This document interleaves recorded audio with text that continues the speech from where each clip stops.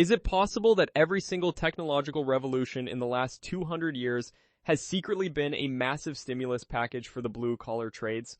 While the media spends 2026 telling you that AI will replace the human worker, history is screaming the exact opposite.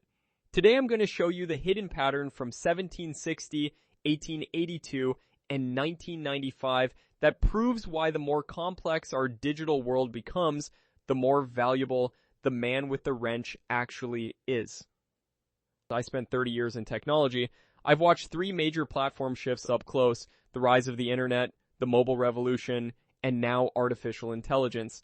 And the one thing I can tell you with absolute certainty is that the people who predict the future of technology almost never look at the history of technology. They treat every new innovation like it arrived from nowhere. But there is a precedent, there's a cycle, and it's been repeating with mechanical precision for over 260 years. Once you see it, you can't unsee it. And once you understand it, the AI anxiety that's gripping the entire economy starts to look like what it is: a failure to read the historical record. Let me take you back to 1760, England, the start of the Industrial Revolution. So the dominant fear was that machines would eliminate human labor. The Luddites weren't irrational people. They were textile workers watching mechanical looms do in minutes what took them hours by hand. The narrative was clear: the machine replaces the man. And on the surface, that's exactly what happened. Hand weavers lost their livelihood. Cottage industries collapsed. But here's what the Luddite narrative leaves out, the part that every AI doomer in 2026 should be forced to study. The machines that replaced hand labor created an entirely new category of physical work that was more skilled, more complex, and better paid than what it replaced. The mechanical loom didn't run itself. It broke down constantly, gears wore out, belts snapped, bearings seized. The steam engines powering the factories needed boilermakers, pipe fitters, and mechanics who understood the interplay of gears, linkages, cams, and drive shafts. The factories themselves needed to be built brick by brick, beam by beam, by men whose skills didn't exist a generation earlier. And look at the numbers. Before the Industrial Revolution, a cottage weaver earned roughly a subsistence wage. By 1850, a skilled machinist or boilermaker was earning 3 to 5 times that. The machine didn't just create new work, it created better paid work that required real training and real expertise, which meant it couldn't be easily replaced by the next unskilled laborer who walked through the gate. The old hand labor was low skill and easily substituted. The new machine labor was high skill and protected by competence. The hand weaver disappeared. But the machinist who replaced him earned more, worked on more complex systems, and held a position in the economy that was harder to displace. The machine didn't remove the man from the equation. It elevated the man who could build and maintain the machine above the man who could only operate by hand. That's the pattern in its simplest form. New technology destroys old manual labor. New technology creates new skilled physical labor to build and maintain itself. The tradesman becomes more specialized, more essential, and more valuable, not less. Now, let me walk you to 1882. September 4th, Lower Manhattan. The day Thomas Edison flipped the switch at the Pearl Street station and delivered commercial electrical power for the first time in history. 59 customers, 400 lamps, a 6-block radius. That was the beginning. Before Pearl Street, the trade of electrician did not exist. There was no wiring to install because there were no buildings wired for electricity, no panels to terminate, no motors to maintain, no generators to commission. The entire occupation, every licensed electrician working in the United States today, traces its origin to the infrastructure demands created by a single technological innovation in 1882. Within 20 years, electrification had spread across every major American city. Every building needed wiring. Every factory needed conversion from steam to electric power. Every municipality needed generating stations and distribution networks. By 1910, there were over 50,000 electricians in the United States. By 1930, over 200,000. By 1950, over 350,000. The technology didn't create a few maintenance jobs. It created an entire profession, an entire licensing infrastructure, an entire apprenticeship system, and an entire economic class of skilled workers whose income exceeded most white-collar positions of the era. And the complexity scaled. It compounded. As we move from simple lighting circuits to three-phase industrial power, from basic wiring to building management systems, from analog controls to programmable logic controllers, the electrician didn't become less necessary. He became more necessary, more specialized, harder to replace, better compensated. Each new layer of complexity created a new tier of expertise and a new pay grade. Today, there are over 700,000 licensed electricians in the United States, and the Bureau of Labor Statistics projects the field will add another 80,000 positions in the next decade. 144 years after Pearl Street, demand is still growing. Every single iteration of the technology increased demand for the tradesmen. Not one reduced it. The technology scaled up, the tradesmen scaled with it. Because one cannot exist without the other. Now let me show you this pattern repeating one more time before I bring it to 2026. 1995. The commercial internet goes mainstream, Netscape goes public in August. The dominant narrative was that the internet would make physical location irrelevant. Everything would be virtual, digital, weightless. The buzzwords were dematerialization and the death of distance. Physical infrastructure was supposed to become obsolete. Here's what actually happened. The internet created the single largest build-out of physical infrastructure since the interstate highway system. Every website needs a server. Every server needs a rack. Every rack needs power, cooling, and network connectivity. Every data center needs a building, concrete foundations, steel framing, raised floors, redundant electrical systems, precision HVAC, fire suppression. The virtual world turned out to require a massive, continuously expanding physical world to exist. By 2020, over 2,700 hyperscale facilities worldwide, each one a multi-year construction project employing hundreds of tradesmen. The internet also required hundreds of thousands of miles of fiber optic cable, underground, under oceans, along highways, into buildings, into homes. There are now over 500 million miles of fiber optic cable installed worldwide. Every mile required surveying, trenching, laying conduit, pulling cable, splicing connections, and testing signal integrity. The undersea cable network alone consists of over 500 cables crossing every ocean, each a multi-billion-dollar project requiring specialized ships and marine construction crews. The cloud is not a cloud.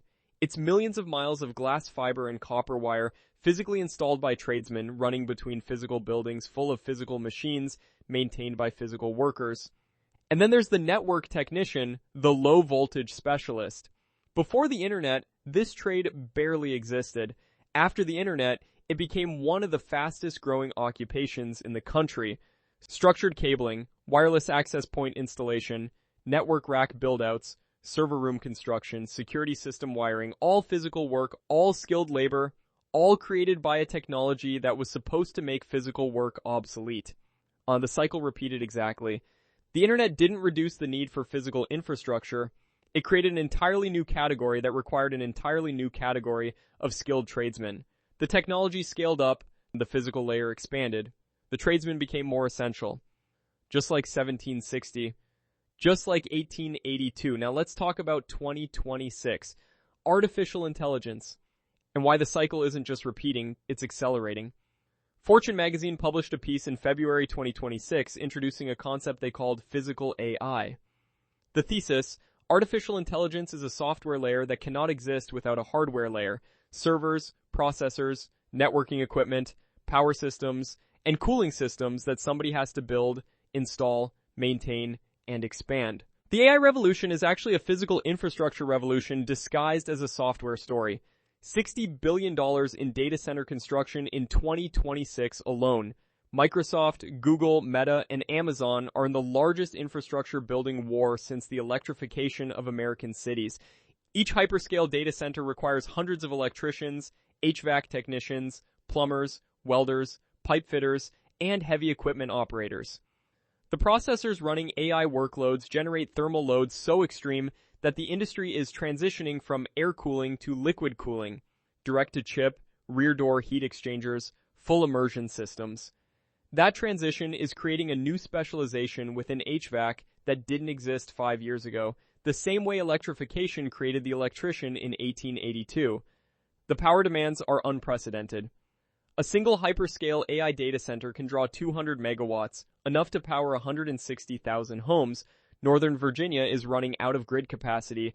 Utilities are scrambling to build new generation, new transmission lines, new substations. Some projections suggest AI-driven electricity demand could require building the equivalent of an entirely new American power grid within 20 years. That's an infrastructure program on the scale of rural electrification in the 1930s, employing hundreds of thousands of tradesmen for a generation.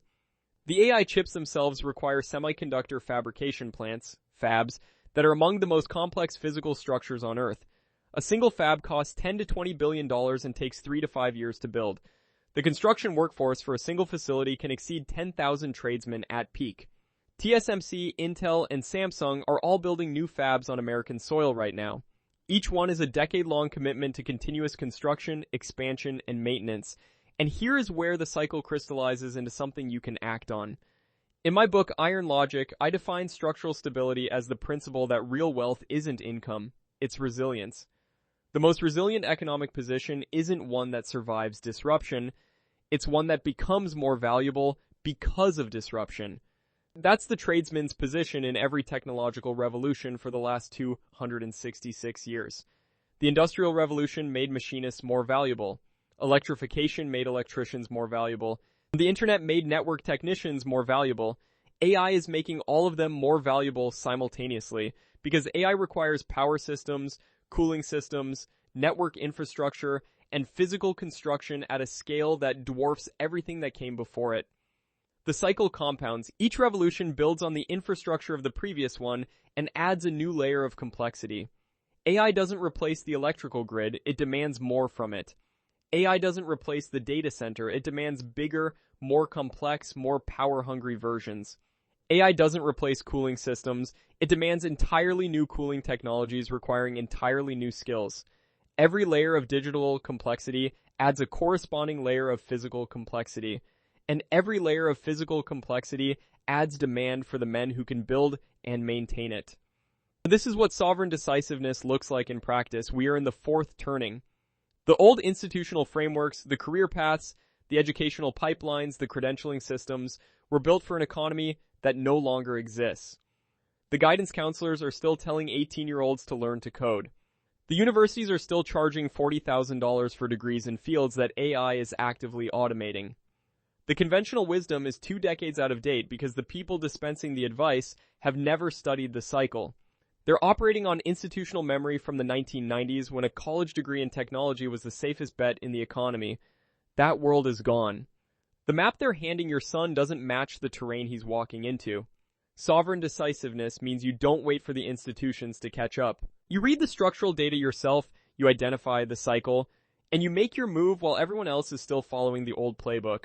And the men who entered the electrical trade in 1890, 8 years after Pearl Street, were making sovereign decisions before the rest of the country understood what electrification would become.